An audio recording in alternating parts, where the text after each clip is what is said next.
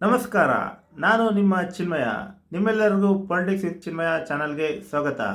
ನಿಮ್ಮೆಲ್ಲರ ಅಚ್ಚುಮೆಚ್ಚಿನ ದಿನಕ್ಕೊಂದು ಮಾಹಿತಿ ಸಂಚಿಕೆಯಲ್ಲಿ ಶಿವಮೊಗ್ಗ ಲೋಕಸಭಾ ಕ್ಷೇತ್ರದ ಮಾಹಿತಿಯನ್ನು ಹಂಚಿಕೊಳ್ಳಲು ಇಚ್ಛಿಸುತ್ತೇನೆ. ಶಿವಮೊಗ್ಗ ಲೋಕಸಭಾ ಕ್ಷೇತ್ರದ ವ್ಯಾಪ್ತಿಯಲ್ಲಿ 8 ವಿಧಾನಸಭಾ ಕ್ಷೇತ್ರಗಳಿವೆ.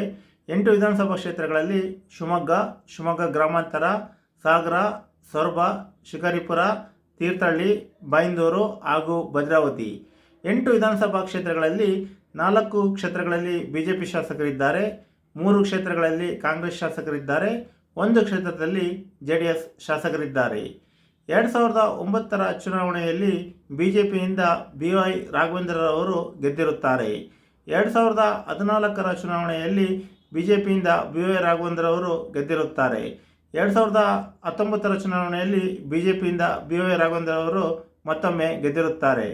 2024ರ ಚುನಾವಣೆಯಲ್ಲಿ ಬಿಜೆಪಿಯಿಂದ BY ರಾಘವೇಂದ್ರ ಅವರು ಸ್ಪರ್ಧೆ ಮಾಡಿರುತ್ತಾರೆ ಹಾಗೂ ಕಾಂಗ್ರೆಸ್ನಿಂದ ಗೀತಾ ಶಿವರಾಜ್ ಕುಮಾರ್ ಅವರು ಸ್ಪರ್ಧೆ ಮಾಡಿರುತ್ತಾರೆ.